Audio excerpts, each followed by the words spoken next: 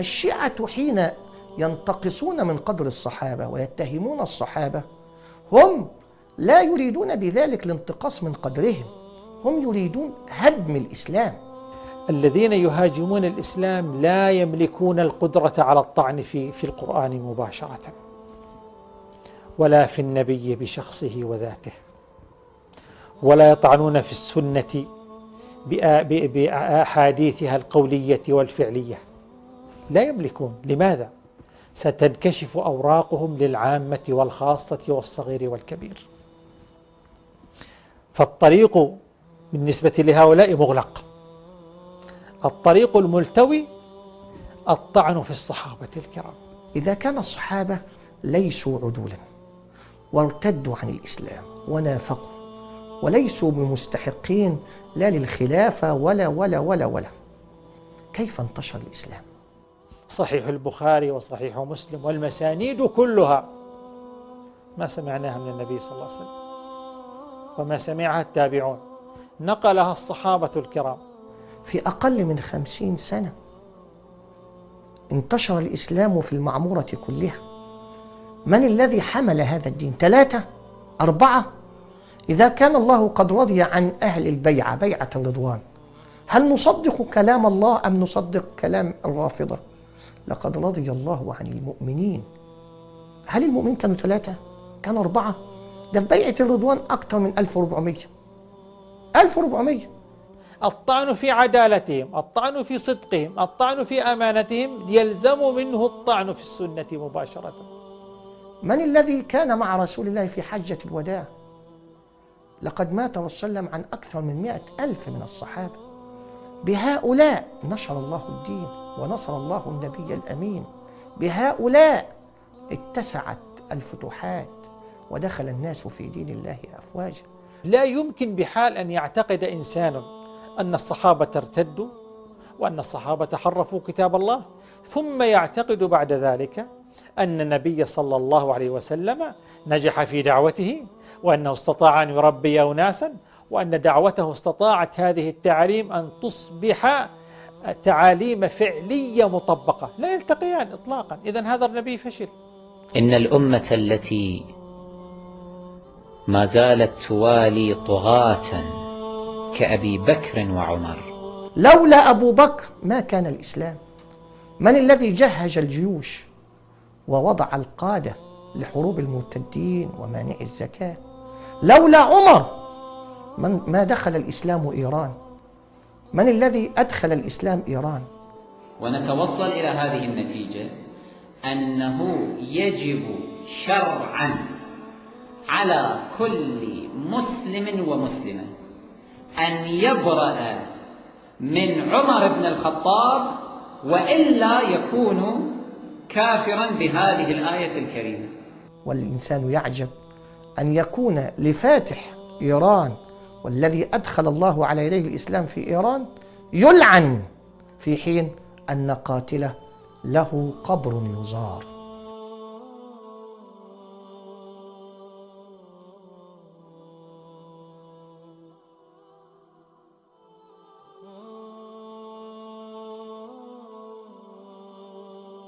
وهذا كان فيه نفع شخصي لعمر، لأنه كما قلنا سابقا أنه كان يحب اللواط، أي أن يلاط به.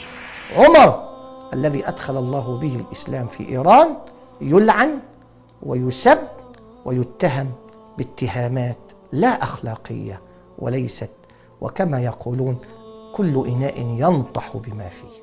ولا أدل على كره الشيعة الإمامية للصحابة والبراءة منهم من قول إمامهم المجلسي في كتابه العقائد.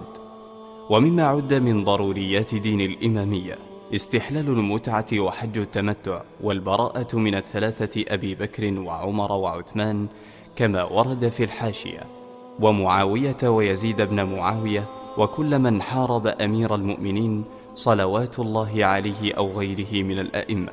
والدة أبي بكر هي سلمى بنت صخر التيمية، عاهرة من ذوات الرايات تأكل الذبان. والعجيب أن اتهام والدة أبي بكر الصديق هو اتهام للإمام جعفر الصادق، والذي ثبت من كتبهم نسبه إلى أبي بكر الصديق رضي الله عنه، وهو ما ورد في كتاب كشف الغمة لإمامهم الأربلي.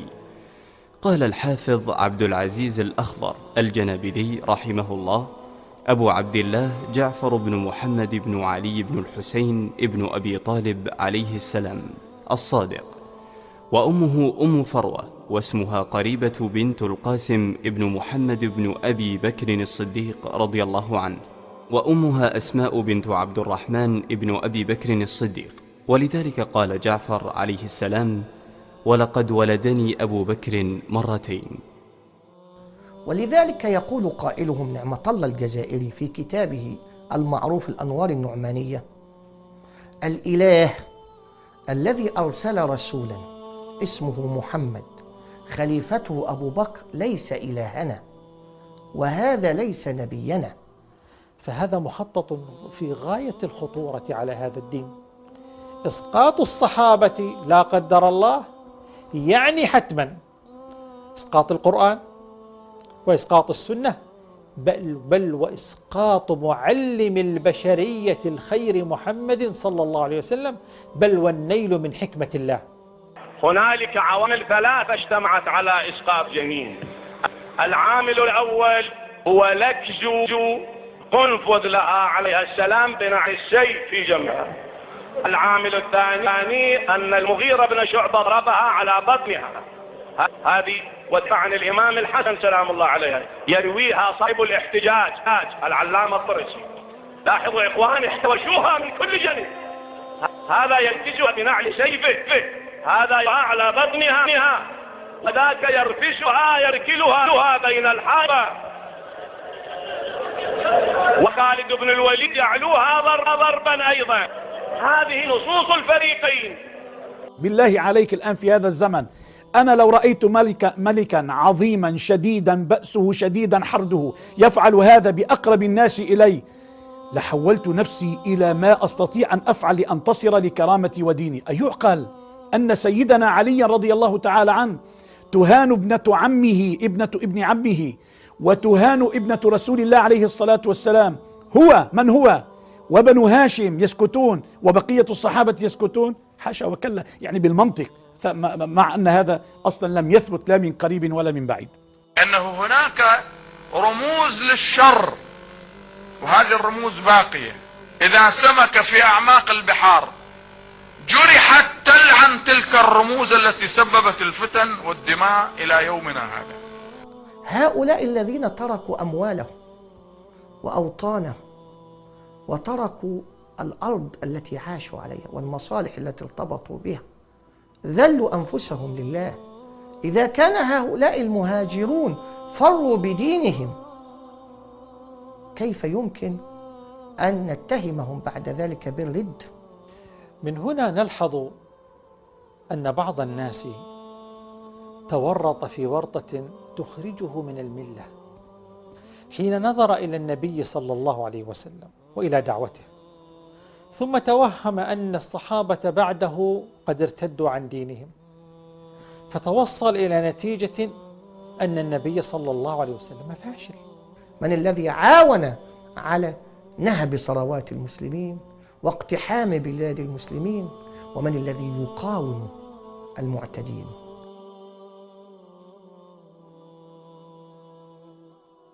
تطبيق نظرية القطيع التي تتمثل في أن يقف شخص يقود خلف آلاف لا تتحقق إلا إذا تحقق لهؤلاء قطع الصلة بين الصحابة الكرام وبين جيل المسلمين. عندها ينفرد الكبراء الشياطين بعامة الناس.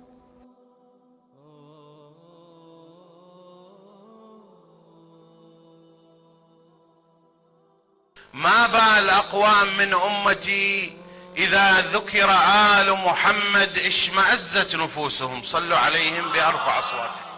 إن أحب الناس إلى أهل السنة هم أهل البيت. كل ما ذكرناه من حديث سابق كان بحق الصحابة الكرام، فالصحابة الكرام بسبب حق الصحبة نالوا عندنا منزلة عالية رفيعة جدا، فكيف بآل البيت الذين اجتمعت لهم الصحبة والقرابة؟ فليس هناك أحد على وجه الأرض يحب آل البيت كما يحبهم أهل السنة، ويقدر أهل البيت كما يقدرهم أهل السنة، لأنهم حفظ لهم هذين الحقين. لا يدخل الجنة إلا من كان بيده صك من علي بن أبي طالب صلوات الله وسلامه عليه.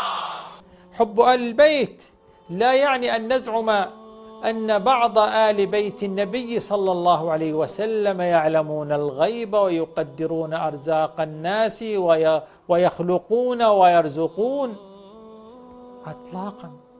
وحب آل البيت يعني حب الصحابة الكرام، فإن التاريخ زاخر بأن الصلة وثيقة جدا بين هاتين الفئتين.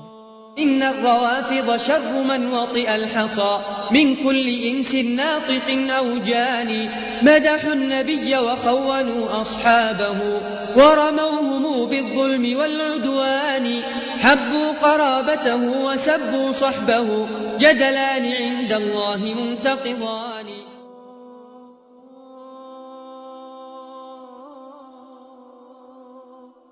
وهكذا قلبنا صفحات من التاريخ حفلت بعظماء شهد لهم الزمان، وتناقلت قصصهم الأيام، ليظل ذلك ثابتا أبد الدهر، مثالا لقدوات ونماذج يحتذى بهم إلى أن يرث الله الأرض ومن عليها. جيل كقرص الشمس فوق سحاب، متوهجون بضيائه الخلاب، جيل كشلال تدافق بالعطاء ليمدنا من نهره المنساب، جيل فريد صاغ أسمى منهج لحياته من سنة وكتاب، أكرم بجيل السابقين وفضلهم، أكرم بآل البيت والأصحاب، أكرم بآل البيت والأصحاب. جيل كقرص الشمس فوق سحاب، متوهجون بضيائه الخلاب.